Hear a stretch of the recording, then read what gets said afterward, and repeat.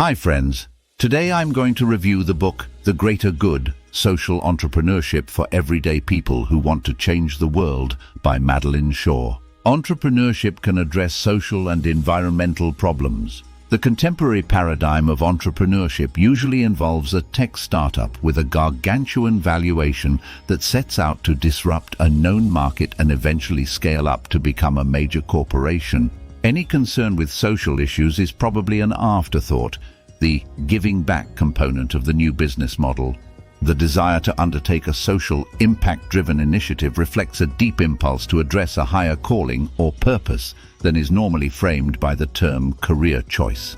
An alternative ecosystem of social entrepreneurs is emerging. For them, making a profit is secondary to benefiting society and the planet. These are grassroots outfits of varying size. They are not chasing a high-growth model, but no matter how small an organization is, it can have a significant social impact. Social entrepreneurship challenges the core principles of capitalism. Establishing social service as a top priority is not the sole differentiator between social entrepreneurs and their conventional counterparts. Social entrepreneurs also find new ways to conduct their everyday operations. One of the most significant of these innovations is prioritizing collaboration over competition. Business rivalries assume an environment of scarcity when it comes to resources, customers, or ideas, an environment with winners and losers, haves and have-nots. Social entrepreneurs take a different path. Social entrepreneurs share distinctive traits. A survey of 100 highly diverse social entrepreneurs found that they share certain attitudes, motivations, and characteristics. If you were looking to make the world a better place, folks who have been oppressed or excluded by traditional power systems would have fresh ideas for something different, better, and more humane. The defining traits these social entrepreneurs share include creative. They produce innovative ideas, designs, and organizational models. Tenacious. They contend with business challenges and persevere in the face of obstacles such as racism and sexism. Optimistic. They transform personal adversity into ideas to help others confront similar problems. Outsiders. Coming from communities at the margins of the mainstream, they use their unique perspective to generate unusual solutions to problems. Cooperative. They reject the stereotype of the entrepreneur as either competitive or a solitary genius. Instead, they prefer to collaborate and cultivate community, focused on social impact. With doing good as their rationale for starting a business, they drew strength and inspiration from their sense of mission. Financial results were of secondary importance. Open to personal transformation, these entrepreneurs not only broke out of their comfort zones, they opened themselves to a new understanding of their identities and potential. Starting an entrepreneurial venture is like setting out on a heroic quest. As a fictional quest starts with a call to adventure, your business begins with you finding your calling and defining your dream of righting a wrong or improving the world. Many entrepreneurs find that their calling emerges from their life experiences.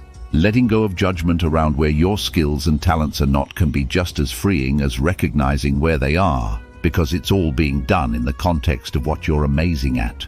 Quest stories also feature archetypes, character motifs that recur in tales throughout history. They include such figures as the hero, the rebel, the fool, and the sage. Discover which archetype you identify with and use that figure as a touchstone for your leadership style.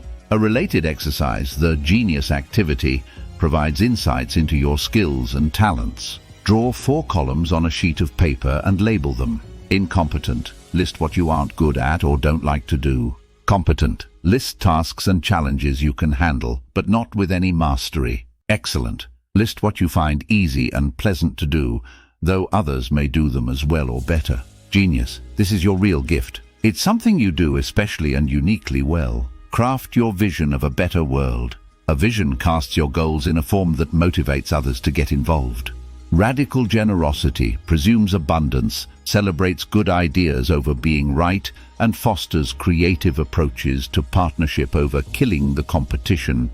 Approach your vision search like a detective seeking clues. Investigate why certain images or ideas resonate with you, or examine projects similar to what you want to make. When you find your vision, create a credo that encapsulates its goals and values. This could be a proclamation, a list, a poem, or a mission statement. Share your vision through a story. Craft an evocative story to relate the nuts and bolts of your idea to potential supporters and inspire them to form an emotional connection with it. Draft a rough outline of your idea that answers these questions. Why? Define the problem you are addressing or the benefit to society you are trying to achieve. In the case of Nestworks, for example, it was to help parents balance their work and their family life. What?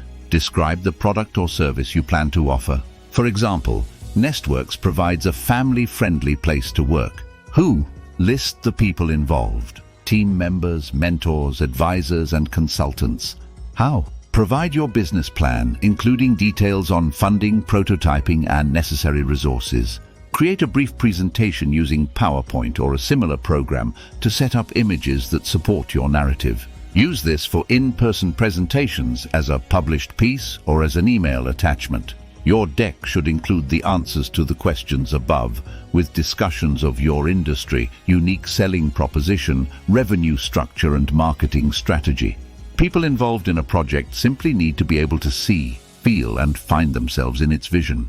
Prepare your pitch, the verbal message you will present in meetings with investors and other potential supporters. The pitch should do more than persuade. Its real aim is to enable relationships. Don't throw market statistics at your listeners. Instead, connect with them on an emotional level. A story brings the human problems or suffering you want to address to life and conveys the power of your proposed solution. Emphasize collaboration and community. Social entrepreneurs embrace community, relationships, and cooperation in their quests. Resources for cultivating community include social impact business associations. Organizations such as the Social Venture Institute and SheEO offer opportunities for mentoring, education, network building, and funding. Incubators and educational programs. Training programs can help you get up to speed. Incubators offer opportunities for mentoring and networking. Volunteering. This is a low-pressure way to understand the issue you hope to tackle and to find like-minded people.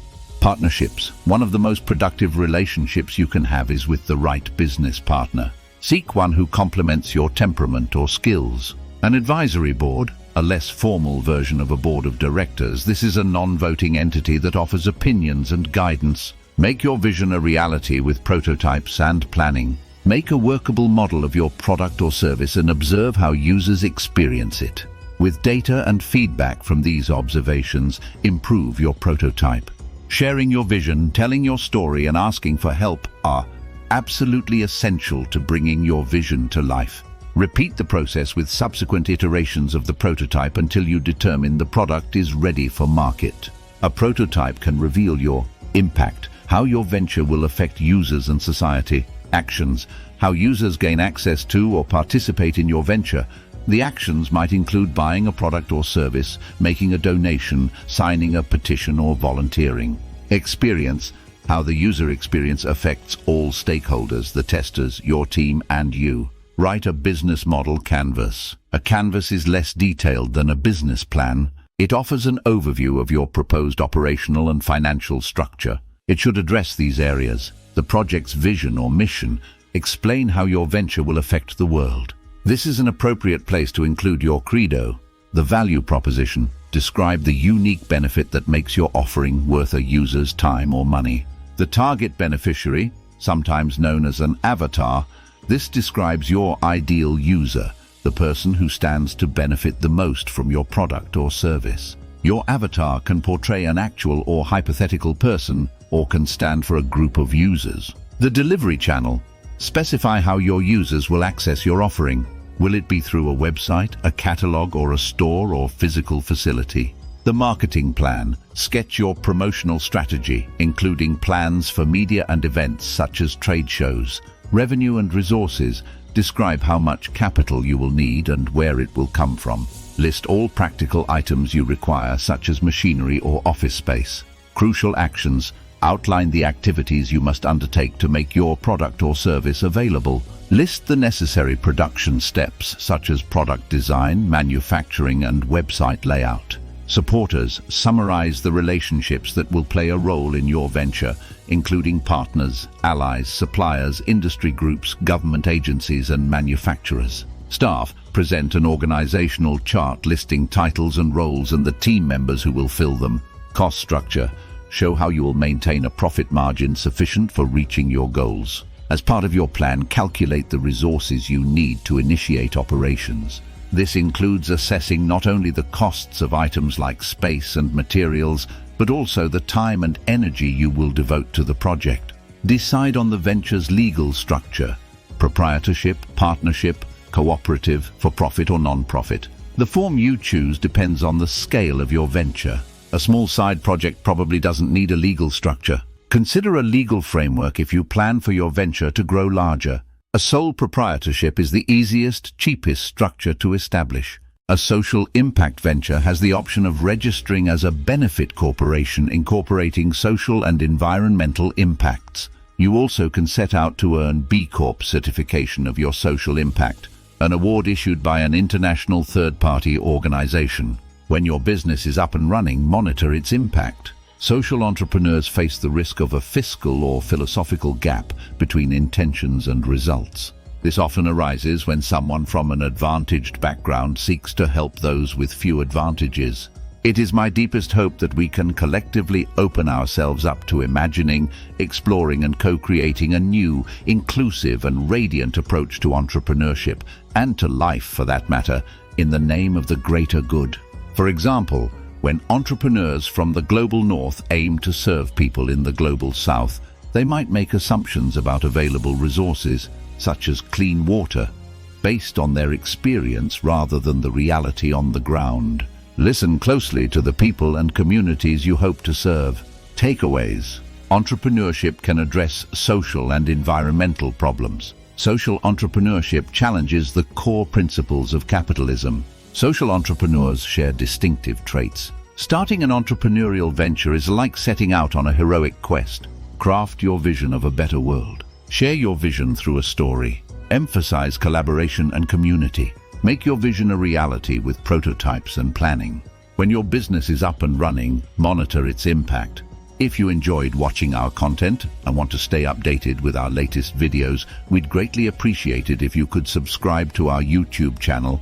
Your support truly means the world to us. Thank you so much for tuning in and watching.